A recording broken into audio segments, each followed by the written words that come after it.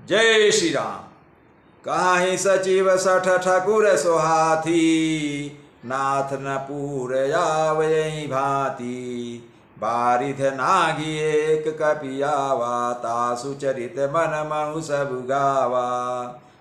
रावण का पुत्र प्रहस्त कह रहा है, हे नाथ, हे पिताजी, ये सभी मूर्ख खुशामदी मंत्री ठकुर सुहाती अर्थात मुँह देखी कह रहे हैं। हे नाथ, इस प्रकार की बातों से पूरा नहीं पड़ेगा।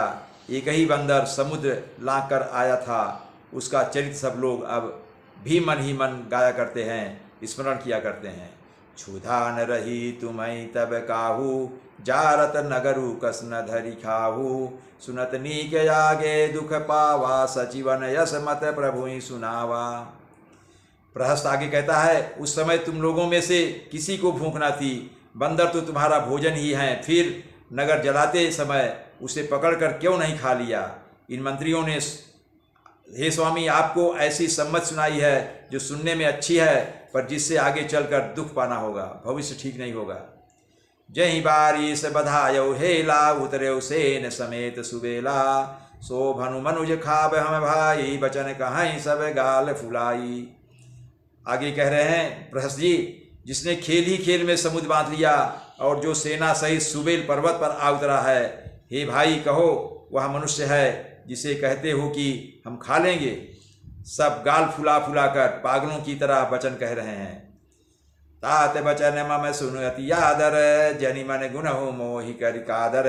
प्रिय बानी जे सुनहि जे कहीं, ऐसे नर निकाय जग हई। प्रहस्त फिर कहता है, हे तात, मेरे वचनों को बहुत आदर से अर्थात बड़े गौर से सुनिए। मुझे मन में कायर ना समझ लीजिएगा। जगत में ऐसे मनुष्य झुंड के झुंड बहुत अधिक हैं, जो प्यारी अर्थात मुंह पर मीठी लगने वाली बात ही सुनते और कहते हैं। बचन परम हित सुनत कठोरे, सुनहि जे कहाई ते नर प्रभु थोरे।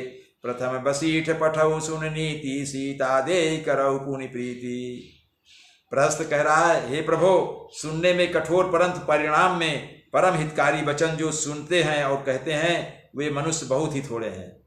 कहने का तात्पर्य है, जो हितकारी वचन कहते हैं वे बहुत कम हैं, मुँह देखी बात कहने वाले सभी हैं।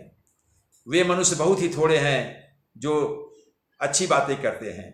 नित सुनिए, उसके अनुसार पहले दूध भेजिए और फिर सीता को देकर श्री राम जी से प्रीति कर लीजिए, उनसे मेल कर लीजिए। ये प्रहस्त समझा रहा है रावण को। नारी पाई फिर जाहि जाओ, तौ न बढ़ाई रारी। नाहित सन्मुख समरमही, तात करी हठी मार। और आगे कह रहा है प्रहस्त, यदि वे स्त्री पाकर लौट जाएं तब तो व्यर्थ झगड़ा ना बढ़ाइए, नहीं तो यदि ना फिरें तो, अगर वो नहीं फिरते हैं, हे तात, सम्मुख युद्ध भूमि में उनसे हठपूर्वक डटकर मार काट कीजिए, उनसे लड़ाई कीजिए, युद्ध कीजिए। यह मत जो मानहु प्रभु मोरा, उभय प्रकार सुजस जग तोरा। सुन सन कर दस कंठ रिसाई, असीमति सठ के ही तो ही सिखाई। आगे कह रहा है प्रहस्त, हे प्रभु, यदि आप मेरी यह सम्मत मानेंगे तो जगत में दोनों ही प्रकार से आपका सुयश होगा। रावण ने गुस्से में भरकर पुत्र से कहा। जब प्रहस्त ने इतनी सारी बातें कही तो रावण को गुस्सा आ गया और गुस्से में पुत्र से बोला, अरे मूर्ख, तुझे ऐसी बुद्धि किसने सिखाई है?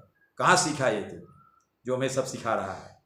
अब ही तेउर संशय होई, बेनु मूल सुत भयउ घमोई। सुनि पितु गिरा परुष्यति घोरा, चला भवन कही बचन कठोरा। रावण कह रहा है, अभी से हृदय में भय हो रहा है। हे पुत्र, तू तो बांस की जड़ में घमोई हुआ, अर्थात तू मेरे वंश के अनुकूल या अनुरूप नहीं हुआ। अगर तू मेरे वंश के अनुकूल हुआ होता तो इस तरह से कायरता की बातें ना करता। पिता की अत्यंत घोर और कठोर वाणी सुनकर प्रहस्त कड़े वचन कहता हुआ घर को चला गया। क्या कहता है? हित मत तो हिन लागत कैसे, काल विवश कहूँ भेषज जैसे। संध्या समय जान रस्सी सा, भवन चले निर्खत भुज भीसा। प्रहस्त कठोर वचन कहते हुए जा रहा है। क्या कह रहा है? हित की सलाह आपको कैसे नहीं लगती, आप पर कैसे असर नहीं करती, जैसे मृत्यु के वश हुए रोगी को दवा नहीं अच्छी लगती। जब रोगी को मृत्यु निकट आ जाती है तो उसे दवा नहीं अच्छी लगती है, उसी तरह से आप हैं कि आपको अच्छी बात अच्छी नहीं लग रही है। पिता की अत्यंत घोर और कठोर वाणी सुनकर प्रहस्त कड़े वचन कहता हुआ घर को चला गया और फिर वो संध्या का समय जानकर रावण अपनी 20 भुजाओं को देखता हुआ महल को चला। लंका शिखर ऊपर यागारा, अति विचित्रता हो यखारा। बैठ जाय तई मंदिर रावण, लागे किन्नर गुण गण गावण। फिर रावण लंका की चोटी पर एक अत्यंत विचित्र महल था, वहां पर चला गया। वहां उसने नाच और गाने का अखाड़ा जमता था, उसको फिर से आरंभ कराया। रावण उस महल में जाकर बैठ गया। किन्नर उसके गुण समूहों को गाने लगे। बाजही ताल पखाउज बीना, नृत्य करही अप्सरा परवीना। वहाँ पर ताल अर्थात करताल, पखावज अर्थात मृदंग और वीणा बज रहे हैं। नृत्य में प्रवीण अप्सराएं नाच रही हैं और रावण उनका आनंद लेने लगा। सुना शीर सत सरिस सो, संतत करई विलास। परम प्रबल रिपु शीस पर, तद्यपि सोच न त्रास। वह रावण निरंतर सैकड़ों इंद्रों के समान भोग विलास करता रहता है। यद्यप श्री राम जी के जैसा अत्यंत प्रबल शत्रु सिर पर है, फिर भी उसको ना तो चिंता है और ना डर ही है। उसको राम का भी डर नहीं है। जय श्री राम।